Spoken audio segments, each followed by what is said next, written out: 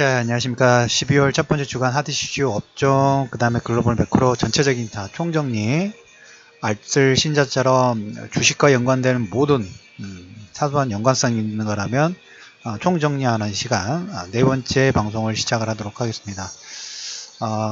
동영상도 한 번 더 올려드릴까 합니다. 이번 주에는 왜냐면 지도가 좀 첨부가 되어 있어서 음성 올려드리고 처리한 다음에 다시 동영상도 올려드릴까 하는데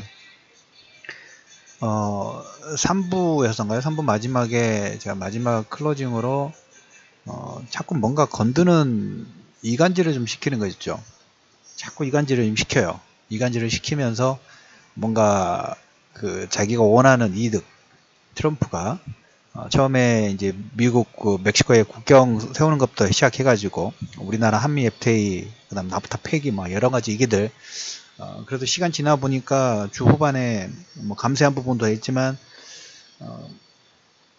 얍삽하게 하나하나씩 자기가 원하는 그림 부분들을 만들어 가는 것 같습니다. 그래서 거기에 이제 또 추가적으로 이란, 이라크 관련된 부분들 계속 진행되는데 역시 항상 여러분들이 보시기에 뭐 이란, 이라크, 사우디, 순위파, 시아파 참 얘기를 많이 하죠. 그게 무슨 뭐가 지금 내일 매수할 종목이 중요한 거지 뭐가 그렇게 중요해 라는 부분들을 궁금하신 분들 많으실 것 같아요. 처음 투자하신 분들은. 그런데 이거는 그 뭐랄까 매크로 글로벌 전체적인 매크로를 방향을 바꿔버릴 수가 있어요.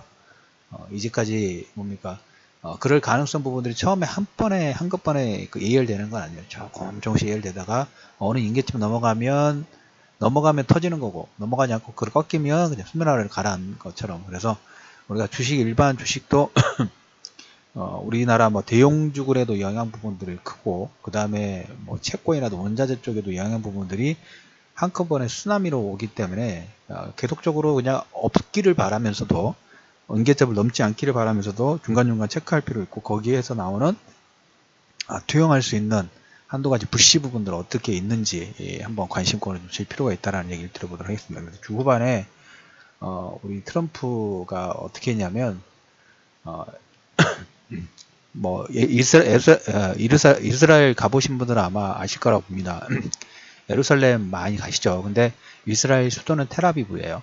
텔아비브고, 텔아비브는 뭐 그 지중해 쪽에 있고, 그 다음에 예루살렘은 요르단하고 가운데 정도, 그 정도에 있습니다. 근데 텔아비브가 수도이고 예루살렘은 예전에 어떻게 보면 팔레스타인 수도예요. 팔레스타인 수도인데 트럼프가 불씨를 하나 살짝 던져놓은 게 뭐냐면 지도를 지금 동영상에도 지도를 올려드릴 테니까 지도를 보시면 아마 시각적으로 아마 더 보이실 거라고 생각을 합니다. 그리고 이 사진은 텔레그램에도 올려드리긴 할게요. 텔레그램을 통해 가지고 한번 보실 거. 지도 뭐 구글 지도 가시면 보실 수 있는데 일단 두 가지 시리아에서 계속 뭡니까 내전이 일어나고 있는 사진하고 그 다음에 그 사우디아라비아하고 이쪽 중동 지역 이란, 이라크 지금 보시면 사진 속에 보면 이란하고 이라크하고 시리아하고 레바논, 그러니까 어떻게 보면 초승달 이런 식의 초승달이 지금 신이파 쪽의 세력 부분들을 키우는 그런 역할이고, 이 키우는 역할 부분에 레바논, 시리아가 지중해 쪽으로 연관성 부분들을 가지고 있죠. 그래서 이란이 어떻게 보면 뭐 페르시아만이라든지 그 다음에 홍해라든지 여기는 뭐 물건부터 팔 때 좀 돌아가야 되죠. 근데 이란, 이라크, 시리아, 레바논 여기를 굳건하게 해놓으면 지중해를 통해 가지고 유럽으로 바로 빠질 수 있어요. 터키도 마찬가지고. 그래서 그 라인 부분들을 계속 확장하려고 하는데 사우디아라비아가 약간 긴장 부분들을 좀 했어요. 그래서 이번에 왕세자가 올라오면서 대대적인 반격 부분들을 좀 진행하고 있는 그 와중에 우리 트럼프가 예루살렘, 텔아비브가 이스라엘 수도라고 말씀드렸어요. 예루살렘 같은 건 약간 성지죠. 기독교 순례 부분도 많이 다녀오신 분들 계실 거라고 그러는데 예루살렘을 이스라엘 수도로 인정을 하려고 하는 그런 코멘트 부분들을 좀 했어요. 그러면 기존의 그 팔레스타인 가자지구, 팔레스타인 수도인데 갈등을 불러일으킬 수 있겠죠. 그래서 오랫동안 팔레스타인 수도인데 갈등을 촉발을 하면서 여기서 이제 평화회담의 무산 가능성 부분들이 좀 있어요. 그리고 지난주에 트럼프가 국가안보회의에서 본격 거론 부분들을 했고, 트럼프 같은 경우에는 그걸로 하죠. 트위터 정치를 하죠. 그러면서 트위터에 이슬람 교도들이 한 소년을 지붕에서 떨어뜨리는 다음에 폭행하는, 어떻게 무슬림을 혐오하는 그런 동영상이 있죠.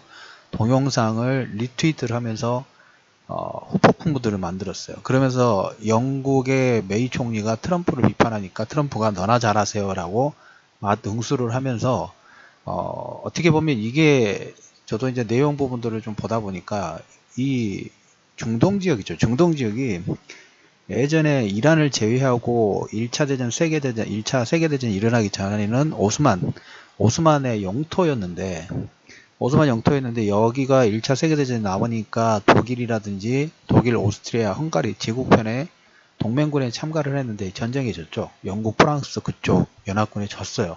그러면서 어떻게 되냐면 오스만 제국이 조각 나죠. 조각이 나면서 영국하고 프랑스가 이란을 제외하고 뭐 시리아, 이라크, 요르단 뭐 이쪽 지역 부분들, 중동 지역의 오스만 지역을 재단해가지고 다 갔습니다. 이집트도 보면 지금 국가들의 지도 부분들 보시면 상당히 직선 부분들이 많아요. 예전에 다 할당한 거죠. 그러면서 영국이 이제 팔레스타인, 현재 뭐 요르단이나 이스라엘, 팔레스타인 자치지역하고 이라크를 차지를 했고, 프랑스 같은 경우는 시리아라든지 레바논을 차지를 했어요. 어떻게 보면 우리나라도 예전에 보시면 우리나라하고 이 내용 부분도 정의하면서 많이 비슷하다는 생각 부분 들어요. 예전에는 조선이라는 하나의 나라였는데 일본에게 침공당하고, 그리고 이제 북한하고 계속 떨어지면서 북한은 공산주의, 남한은 자유주의 하면서 계속 뭔가를 이간질시키면서 무기 판매라든지 그 다음에 수구권 세력 부분들이 계속 집권을 하죠. 여기도 보시면 중동 지역도 예전에 영국이라든지 프랑스 이쪽에 이렇게 차지가 되면서 문제가 발단이 된 거예요. 지금까지. 그 전에 뭐 순위파, 시아파 역사적인 문제도 있지만 그 위에 뭐 확장시키는 게 별 문제가 아닐 수도 있는데 계속 뭔가 자극을 하는 거죠. 또 순위파가 어쩌고 시아파가 어쩌고, 우리나라 뭐 남한, 북한, 공산당 이런 걸로 계속 이간질을 시키면서 어떤 지정학적 리스크 부분들을 통해서 반사이익 부분을 가져가는. 그래서 트럼프 같은 경우에 그 이슬람 비하 리트윗을 하는 부분은 중동 지역에서 오바마 정권에서 중동 지역의 어떤 발언권이나 이런 부분이 많이 약화됐죠. 다시 발언권을 가져가고 싶은 거예요. 그러니까 근데 영국이라든지 프랑스 같은 경우에는 그 전에 1차 세계대전 이후에 이쪽에서 어느 정도 시장점이 패권 부분을 가지고 있는데 자꾸 이제 다시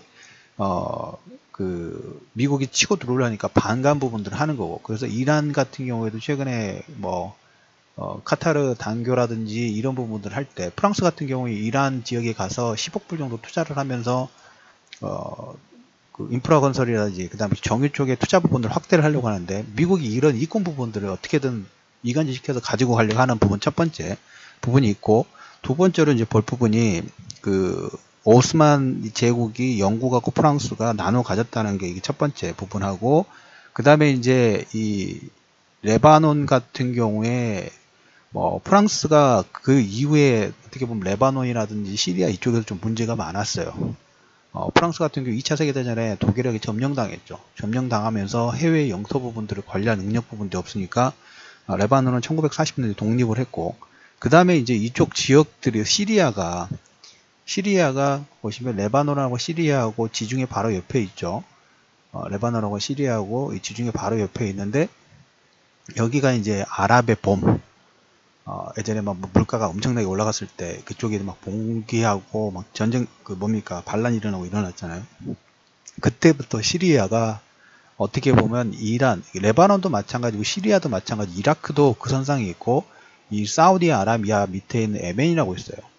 사우디아라비아 밑에 있는 예멘인데, 시리아 같은 경우에는 지금 그 나라가 지금 사진을 보시면 아시겠지만 한 4개 정도가 서로 영토 싸움하고 있어요. 그러니까 어느 세력이 크냐, 시리아 정부군, 그 다음에 IS, 반군, 쿠르드계, 이런 것들이 서로 엎치락 뒤치락 하고 있는데, 물론 그 뒤에는 아시다시피 사우디아라비아하고 그 다음에 이란이 있어요. 그래서 시리아 같은 경우에 사우디는 순위파라고 말씀드렸죠. 순위파의 주축인 반정부를 사우디가 지원을 하고, 그 다음에 대통령 정부군은 그 이란에서 지원을 하고, 예멘은 또 반대예요. 예멘은 2014년도에 그 이슬람 시아파 후티 반군이 대통령을 공격하면서 내전 발생하는데, 이 내전을 발생하자마자 그 다음에 현재 지금 빈살만 사우디아라비아 왕자 있죠. 왕자가 예멘이 바로 사우디아라비아 밑에 있습니다. 예멘이 사우디아라비아 지금 사실 속에는 없는데 사우디아라비아 바로 밑에 있어요. 여기 지금 바로 밑에 있고 여기가 밑에 홍해가 지나가죠. 그러니까 약간 뭡니까? 입에 가시처럼 항상 걸리는 부분이에요. 그러면서 이제 이 반군, 그 시아파가 대통령 정부를 공격하니까 이 반군을 처단을 하기 위해서, 처단보다는 그 막기 위해서 사우디아라비아 내전에 기입을 합니다. 그래서 현재 빈살만 왕세자가 그때 국방장을 오르면서 본격적인 시작 부분들을 해요. 그래서 여기서 이제 내용을 보니까 사우디는 미군이나 이런 데서 공군력과 상당히 좋아요. 그래서 공군력을 앞세워가지고 그 예멘의 각지를 폭격을 하는데, 그러니까 사우디는 비행기 날려가지고 폭격을 하고 후티 반군은 미사일로 쏴버려요. 그래서 내용을 정리를 하다 보니까 2015년부터 한 2년 동안 후티 반군 미사일에 요격된 거 있죠. 요격된 게 100개가 넘어요. 100개가. 그래서 어떻게 보면 미사일을 후티 반군은 발사하는 주체고, 사우디아라비아 때는 날아오는 미사일을 요격하는, 그리고 비행기로 나서 폭격하는 이런 시스템으로 지금 바뀌어가고 있어요. 그래서 사우디아라비아는 무기를 계속적으로 구매를 해야 돼요. 그래서 미국의 상당량의 패트리어트 미사일도 구매를 했고, 이번에 우리나라하고 똑같이 사드도 거기에 실전 배치 부분들을 하죠. 반경 자체가 넓어지니까. 그래서 사우디아라비아 같은 경우 러시아제도 지금 방공 미사일 시스템을 구매를 함이었고, 그 다음에 뭡니까? 중국산도 여기 들어가 있더라고요. 중국산도 들어가 있는데, 예멘이 아까 후티 반군이라고 그랬죠. 반군 자체가 미사일을 쏠 정도 자금력이 없어요. 누군가가 조립해가지고 날라와 주는 거예요. 그렇죠? 그렇죠. 이란이 이제 그런 역할 부분을 좀 하는데, 이 이란하고 작은 불씨가 또 뭐냐면, 이란이 이제까지 경제 제재 받은 뭐 전후부터 해가지고 지금까지도 보면 북한하고 미사일 협력 부분을 가장 많이 한 나라 중에 하나가 이란이에요. 그러니까 불통이 여기까지도 연관성 부분들을 가지고 있죠. 그리고 이제 한편으로 보시면 이 좀 무기 쪽 부분들을 좀 확장을 하는 그런 모습들이 좀 나오고 있고, 그거에 반해서 이 사우디아라비아하고 이란이 이렇게 새 확장 부분들을 하면서 전쟁도 대리전, 지난번 최근에 그 이집트 좀 사진에 보시면 이집트하고 여기 이스라엘 이 가운데 길쭉하게 나온 데서 여기가 시나이 반도예요. 시나이 반도. 20년 됐네요. 저도 이집트 갔다 온 지가. 그러니까 이 시나이 반도에서 테러가 나서 300명 정도 죽었죠. 300명 가까이 죽으면서 이집트가 가만히 두지 않겠다. 그러니까 여기도 지금 IS 본고지가 좀 들어오고 있고, 그 다음에 이 레바논하고 시리아든지 이라크는 좀 조용한 것 같아요. 레바논하고 시리아가 지금 대체 이란하고 어떤 대리전을 하고 있고, 예멘도 마찬가지고, 여기 카타르도 마찬가지고, 여러 군데서 지금 붙고 있죠. 붙고 있다 보니까 무기 소지는 많이 되고 있어요. 더불어서 뭐 하고 있냐면, 이란도 체력 부분들을 좀 장기적인 될 수 있으니까 체력을 키워야 되겠죠. 체력을 키운다는 것은 돈을 벌어야 돼요. 그죠? 무기를 살가지고 체력을 키우려면, 판을 키우려면 석유를 생산을 해야 되고, 사우디아라비아도 지금 보시면 2030 비전에서 이쪽 지역에 지금 500조 정도 투자를 한다고 그랬는데, 이 투자 부분들을 하고 뭔가 하려면 아람코 상장이라든지, 그 다음에 여기 500조 투자, 그 다음에 지금 20조 정도 투자해가지고 석유화학 부분들을 하기로 결정을 했어요. 반사익 부분도 분명히 있어요. 우리나라 건설 관련된 부분하고. 그냥 이렇게 역사 공부하기 위해서 이런 내용 부분을 조사하는 거 아니에요. 우리나라에 어떤 영향 부분도 줄 수 있을까를 알고 싶어서 여러 가지 다각도 부분들을 분석을 하는 거예요. 그래서 사우디아라비아도 그런 체력 부분들을 위해서 500조 투자를 하고 20조 석유화학 화학단지 부분도 만들고, 이란 같은 경우는 아까 말씀드린 프랑스 쪽에서 예전에 경제 제재 때문에 많은 생산 부분들을 못하고 있죠. 생산 부분을 못하고 있고, 이 페르시아만의 가운데가 카타르가 같이 가지고 있는 천연가스가 있어요. 이 천연가스가 그 물량 자체가 상당해요. 그래서 어떻게 보면 미국이 사우디아라비아라든지 이집트 이쪽 순위파 쪽 부분들을 자극을 해가지고 카타르를 단교를 하는 역할 부분들, 하나의 역할 부분들도 우리가 유추해 본다 하면 카타르에서 단교를 해서 이 천연가스 수출 부분들을 못하게 하면서 자기가 셰일가스로 들어가려고 하는 그것도 하나의 방안이 있을 수 있다는 그런 얘기도 하더라고요. 그래서 아무튼 이 사우디아라비아도 투자 부분들을 확대를 하고 이란도 투자 부분들을 확대를 하는데 그 열매 부분들을 우리나라가 이쪽에서 잘하죠. 잘해요. 물론 이제 여기서 이제 줄을 잘 타야 되죠. 줄 라인 잘못 쓰면 그 한쪽으로 너무 쏠릴 필요는 없어요. 양쪽 시장 다 우리한테는 상당히 좀 중요한 시장 부분들이기 때문에 한쪽으로 절대 쏠릴 필요는 없다. 그래서 사우디아라비아 같은 경우는 지금 사우디 아람코하고 출자를 해가지고 2025년도 그러니까 한 8년 정도 건설 부분들 좀 해서 대형 콤비나트. 근데 여기서 이제 이게 진행되면 물론 지금은 고민할 필요는 없어요. 이제 그 2018년, 2019년도부터 미국에서 셰일가스를 이용한 석유 화학 부분들이 이제 제품들이 이제 나오기 시작하고 여기 같은 경우 2025년도 경쟁력 부분들이 우리나라 NCC하고는 약간 게임 자체가 좀 안 돼요. 그래서 나중에 이건 어떻게 해야 될까? 이건 나중에 생각합시다. 2025년인데 우리나라 같은 경우에는 이 석유화학 같은 경우에 뭐 원유라는 천연가스 부분들을 배송해다가 싣고 와서 어떤 제품 부분들을 만드는데 사우디아라비아는 거기 자체적으로 다 단가 자체가 틀려져. 단가가 우리나라 10이라면 저기는 뭐 2, 3 정도밖에 되지는 않을 수밖에 없죠. 그래서 이렇게 됐을 경우에 나중에 이제 우리나라 화학 관련된 부분하고 경쟁력 부분들이 상당히 좀 힘들지 않을까라는 생각 부분도 좀 할 수 있어요. 그래서 이 지정학적 리스크로 인해서 부가적으로 나올 수 있는 게 화학, 건설, 조선도 당연히 영향 부분들을 주고 있고 거기에 이제 에너지 부분들은 당연히 에너지 원자재 부분까지 다 영향 부분들을 좀 줄 수 있습니다. 그래서 작은 부씨를 키우는 우리 트럼프 양쪽에 이간질 시키면서 자기가 원하는 그리고 어떻게 보면 1차 세계대전에 영국과 프랑스의 이권 다툼에 자기가 다시 발을 담그려고 하는 이러한 패권 관련된 부분들이 확장이 됐을 때 어디까지 연장될 수 있을까요?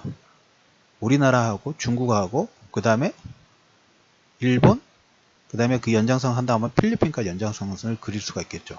이런 그림 부분들도 나올 수가 있습니다. 근데 제가 제일 원하는 시나리오는 사우디아라비아가 엄청 500조 투자하고 지금 여기 20조 투자, 이란도 여기 투자하는 부분들 계속 활성화시키고 있죠. 양쪽 다 우리나라가 건설이라든지 스마트 그리드 관련된 스마트 시티 관련된 부분들에서 시장 점유율 부분들 키우는 모습들이 나오면 그 업종이 제2의 뭐가 될 수 있을까요?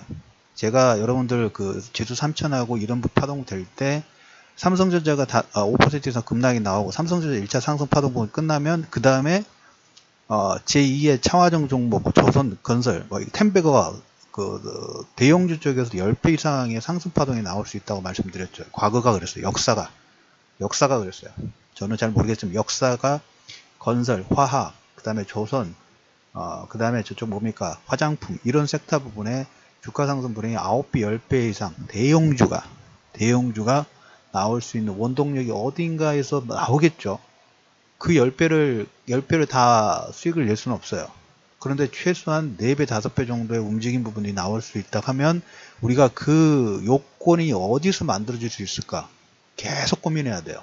작은 이런 내용도 하나도 놓지 않고 계속 고민을 해도 잡을 수 있을까 말까 합니다. 그 고민 부분들은 계속적으로 여러분들과 같이 해 나가고 그 다음에 그런 관련된 부분이 있으면 추후에 본격적으로 편입 부분들을 하면서 실질적인 매매 부분하고 연관시킬 수 있는 어떤 그림 부분들을 좀 그려가야 되겠죠. 그래서 금일 주간 핫이슈 업종 총정리 4번째 방송 텔레그램에 최근에 조금씩 들어오시는 것 같습니다. 그쪽에 어플까지도 불편하신 부분이 없지 않아 좀 있을 것 같습니다. 근데 하나의 여러분들하고 혹시 긴급한 상황 부분들 연락할 수 있는 부분들로 통로를 만들어 놓은 거니까 추후에 글쎄요 모르겠습니다. 어떤 식으로 더 빠른 다양한 부분들을 경로를 만들지는 제가 계속 고민을 좀 하도록 할 테니까, 강연이라든지 이런 걸 계속 고민을 하도록 할 테니까, 그건 결정되는 대로 공지를 해드리도록 하겠고요. 주간 핫 이슈, 업종 총정리 네 번째, 작은 불씨를 살아있다. 그리고 작은 불씨를 키우면서, 어떻게 보면 이 그림 속에서 참 많은 게 쏟아났죠. 역사도 들어가고, 역사라든지 매크로하고, 그 다음에 거기에 연관되는 산업의 방향까지 다 연관성 부분들이 다 있습니다. 주식은 종합예술인 것 같아요. 종합예술을 계속적으로 여러분들이 잘 그리시면서 계속적으로 배워 나가도록 하겠습니다. 이상 업종 총진의 네 번째 방송을 마무리하도록 하겠습니다.